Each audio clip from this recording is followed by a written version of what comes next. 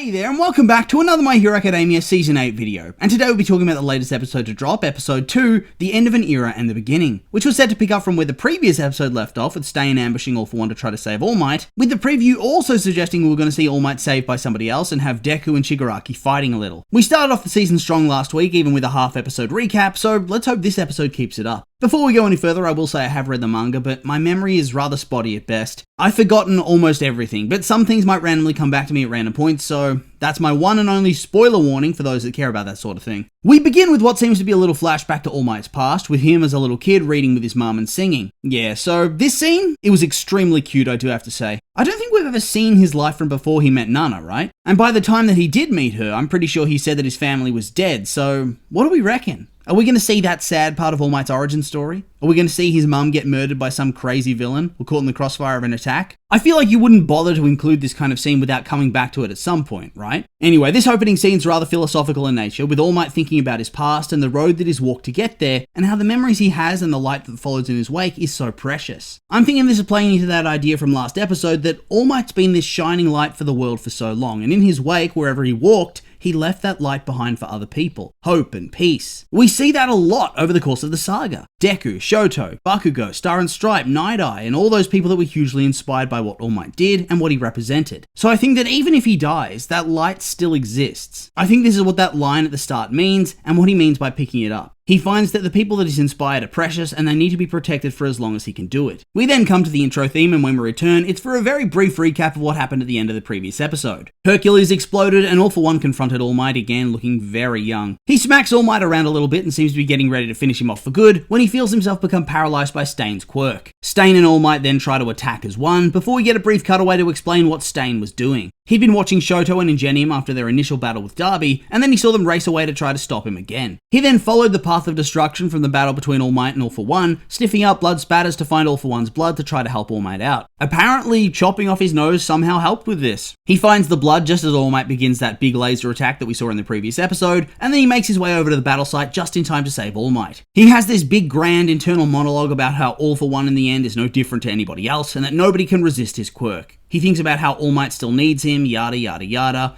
All that self-aggrandizing bullshit that he always loves to spout about his sacred purpose and his mission. Thus, I kind of love that he got absolutely punked out. All For One lures them both in and unleashes all the blood in his body, which overrides the quirk and also changes his blood antigen, so now Blood Curdle doesn't work on him because the blood that Stain's licking is no longer his. He then grabs him, crushes his torso, and launches him, smashing him through multiple buildings, which if you slow it down, it looks like he goes through head first. So how the hell does this not instantly kill him? Does Stain just have the power of God and anime on his side or something? Obviously he isn't getting back up from this, but still, he should be dead. Then again, in Vigilantes he has showcased that he is absurdly strong, being able to outmuscle a giant villain on trigger, so I guess that's maybe part of his physicality, like Endeavor being built like a brick shithouse despite his quirk just being flames. What I liked about this scene is that despite him making a lot of tactical errors overall due to his mind being influenced by Shigaraki, All For One is still somewhat able to keep his eyes on the prize. He has All Might right where he wants him. He could keep fighting him here and probably kill him quite easily, but no. He wants the Blood Curdle quirk. He needs it, and fair enough because it is a really good one to get his hands on. So he dips out on their fight and goes after Stain's broken body instead, killing him rather brutally whilst also stealing his quirk. I do have to say though, he was a bit sadistic about it all. Maybe that's Shigaraki's underlying hatred for Stain coming out in his actions, or maybe All For One really is just that much of a psycho. Maybe it was a mixture of the two, come to think of it. I'm feeling rather mixed about Stain's death, to tell you the truth. Part of me's rather happy that this loser was rather easily killed and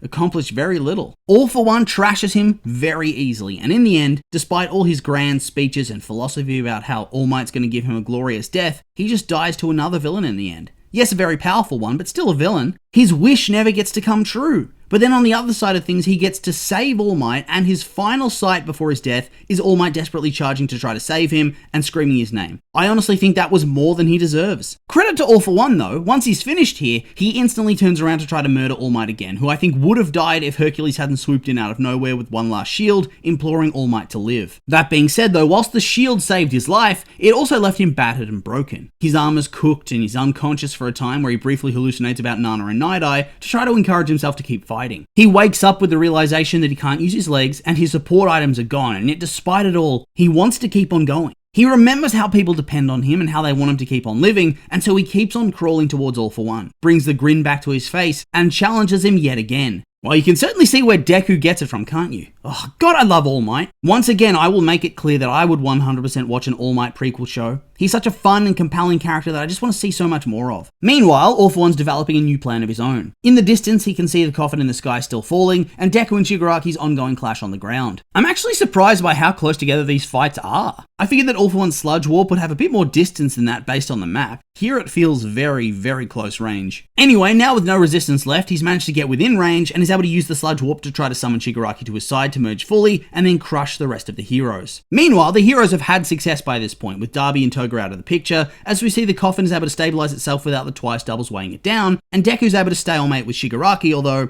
I'm pretty sure he's on that time limit now since he used gear shift. I do think they said in the previous season that it would render him useless after a certain amount of time. Then again, this is anime and time really does mean nothing here. It seems here that All For One's finally managed to shake off the Shigaraki part of his mind, just as we saw that Shigaraki was able to do last season, regaining full control. Thus, even though he has All Might dead to rights and could kill him and take revenge, he instead wants to complete his ascension by merging his body with Tomura and taking full control for himself. All Might is no longer the priority, so he leaves him behind. He activates his sludge warp, but Shigaraki's able to resist it and tells him through their connection not to interfere, confirming to All For One that he has indeed been able to purge the consciousness that he implanted within him. So now All For One knows that he'll have to go to him and force the issue, and as part of that plan, he needs All Might with him, and so he charges off to grab him from the ground. Once again, I'm really intrigued as to what direction the story is going to go with All For One and Shigaraki. Right now, it seems that All For One still thinks he's going to be able to usurp the body in time, but obviously, that's probably not going to happen, right? However, what I have forgotten is whether he fights Shigaraki or whether once again he uploads himself, but the prime version of himself this time, not a copy, and they have to have an internal battle for the control of the body. I've completely forgotten how things play out from here, so I'm pretty damn curious as to what's going to happen next. Here's where things really start to heat up for the story though. We briefly cut over to the coffin in the sky where the business course students are filming everything, only for them to start screaming when they see All For One flying through the sky carrying what seems to be to them, All Might's bloodied corpse. I think it really goes to show what an impact All Might's had on all aspects of Japan society, in that for all these different moments these dudes have been capturing, like Gentle catching the coffin that they were on, moments before it fell into the sea, or Deku versus Shigaraki or the swarm of Twice clones, it's this that gets them really stressed. A powerless All Might getting destroyed by a villain. This really is such a truly epic couple of minutes and really just makes the situation seem so hopeless. It was such a great building of tension overall throughout this whole sequence. You have All For One dangling All Might and flying closer and closer to Deku and Shigaraki's fight. Obviously due to their link, Shigaraki knows that All For One's doing this and tells Deku, obviously encouraging him to go and save him, but telling him that if he does so, he's going to go up to the coffin and kill everybody there. So now Deku's stuck. He wants to go and save his mentor, his childhood hero, but if he does so, all of his allies will be dead by the time he returns. You have both him and All Might reflecting on their bond and their journey together, which then builds up to All Might sneak attacking All For One, and the brief moment where the episode manipulates you into thinking that maybe All Might can take him out and survive, even showing a flashback to the final fight of Nana Shimura before she died, telling All For One that he will lose to All Might because All Might's even crazier than he is. So there's this one hopeful moment before the episode crushes it. All For One destroys the wrist weapon and uses Blood Curdle to freeze him. From then on, it kind of felt like it was setting up for All Might's death. Perhaps the death that Night Eye had predicted he'd face way back when. And it's such a great fake out moment that really takes the wind out of your sails and puts this feeling of dread within you. They try to make you certain that All Might's on the way out any minute. This could be his last few seconds. Still, the episode tries to keep faking you out and give you hope again and again. First by showing that Gentle has stabilized the coffin, and now he can go and help All Might, only for All For One to blast it with a laser beam and force him to keep holding it up again. The Air Force guys that came along with Star and Stripe try to get involved and fry him up with their own lasers, only for him to blast them out of the sky. Then you have this big compilation of people reacting to what's going on, both within Japan and abroad. Deku's freaking out, random citizens are all watching as All For One holds All Might ready to kill him. All around the world they're looking on in fear as All For One prepares that final blow. Melissa Shield, who designed the armor, she's crying, so's poor old Gran Torino in the hospital, although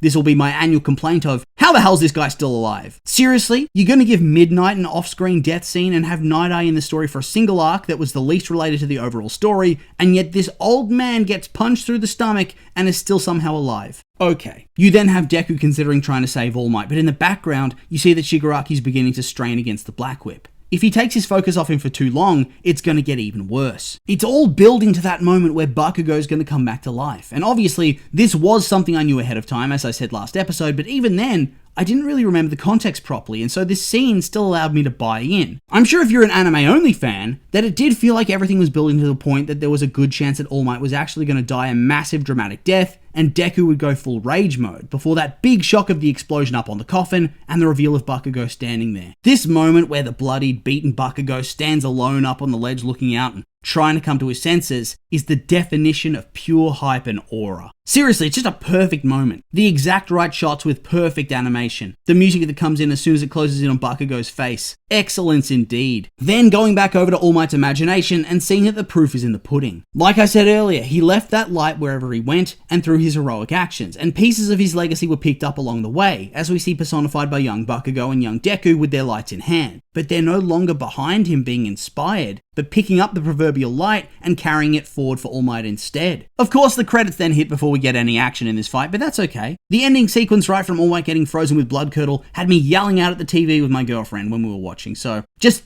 so awesome. I loved it. We then come to the preview for the next episode, which looks very exciting. It seems that we'll get a little bit of Deku and Shigaraki, but I would say probably not too much. It's going to be a stalemate for the time being because that fight's the big finale. Meanwhile, it looks like we get to check in with some of the other battle zones to see the aftermath, with the rest just being Bakugo versus All For One, and that has me very excited. I wonder if anybody else is going to be able to turn up and help him, or is he going to be able to stand up to All For One on his own now? Has he reached that level? I guess we'll have to wait and see, but of course, that's for next week. For now, I'll just remind you these have all been my opinions, and now I'd like to hear yours. What did you think of the episode? Did you like it? Hate it? I'm curious for your thoughts, so make sure to like, comment, and subscribe, and let me know.